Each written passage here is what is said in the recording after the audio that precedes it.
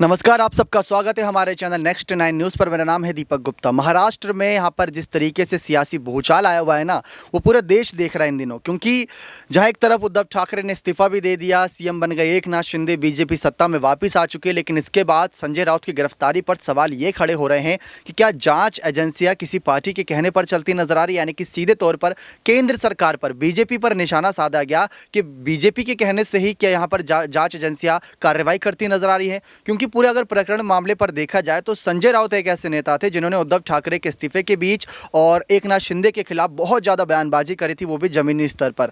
समय समय पर वो मीडिया के सामने आते थे और यहाँ तक कि सीएम एकनाथ शिंदे का भी जो बयान इस ओर इशारा कर रहा था कि सुबह 8 बजने वाला भोपू अब बंद हो चुका है, ये बात वो करते नजर आए। तो इससे साफ पता लगता है कि जमीनी स्तर पर बहुत ज़्यादा एक्टिव रहते हैं संजय राउत। लेकिन उनको ही गिरफ्तार कर लिया गया, यानी जो उद्धव के साथ थे वो साथ छोड़कर बीजेपी के समर्थन में चले गए एकनाथ शिंदे गुट के साथ, और जो अभी बीजेपी के साथ मतलब बीजेपी के खिलाफ नजर आ रहे हैं संजय राउत, तो उनको गिरफ्तारी की खबरें सामने आ गई। तो ऐसा क्यों हो रहा है, इस पर देवेंद्र फडणवीस ने बड़ा खुलासा किया और जांच एजेंसी को लेकर उन्होंने कुछ बड़ी बातें बताई। तो चलिए आपको हम अपनी कंप्यूटर स्क्रीन पर लेकर चलते हैं, जहां पर पूरे मामले को लेकर जो देवेंद्र फडणवीस जो इस समय डिप्टी सीएम है, उन्होंने बातें कही हैं। आपको बता दें कि उन्होंने ये कहा है कि डिप्टी सीएम ने आगे तर्क दिया कि प्रवर्तन निदेशालय की शिवसेना सांसद संजय राउत की गिरफ्तारी भी सबूतों द्वारा समर्थित थी।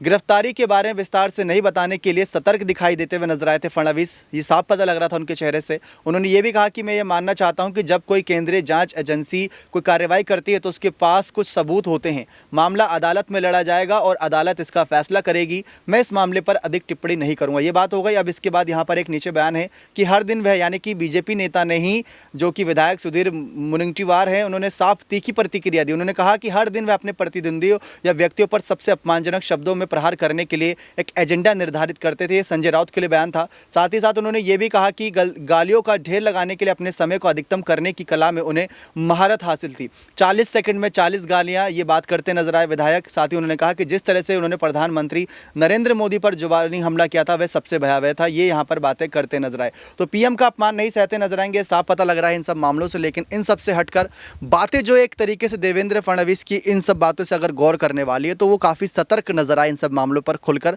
बोलने से। लेकिन उन्होंने ये कह दिया कि अगर यहाँ पर कोई जांच एजेंसी कार्रवाई कर रही है तो उनके पास सबूत मौजूद हैं। बिना किसी सबूत के तो किसी घर में घुसकर उनको हिरासत में तो नहीं लिया गया, लेकिन अगर सबूत मौजूद हैं, गिरफ्तारी को लेकर बात निकलकर सामने आई, तो क्या आने वाले समय में सिर्फ शिवसेना के ही विधायकों पर यह आँच आती नजर आएगी, या कोई ऐसा अधिकारी होगा, कोई ऐसा नेता होगा? क्या बीजेपी में कोई भ्रष्ट नहीं है? ऐसी बातें तमाम विपक्षी नेता भी करते नजर आते हैं। अभी राहुल सोनिया की यहाँ पर ईडी पर जांच की आँच आई थी, तब भी कांग्रेस के कई सारे समर्थक एक साथ नजर आए थे, और अब शिवसेना के तौर पर उद्धव ठाकरे बहुत एक्टिव नजर आ रहे हैं। लेकिन सबसे ज्यादा यहां पर देखना दिलचस्प हो रहा है कि इसमें शरद पवार की क्या भूमिका रहेगी। क्या शरद पवार सामने आकर संजय राउत को बचाएंगे? क्योंकि शरद पवार की बात करें कि किस तरीके से आने वाले वक्त में उनके सामने चुनौतियां बहुत हैं। बाकी ऐसी और तमाम अपडेट आपके लिए लाते रहेंगे। बने रहे चैनल के साथ ऐसी और बड़ी खबरों के लिए। बहुत बहुत धन्यवाद।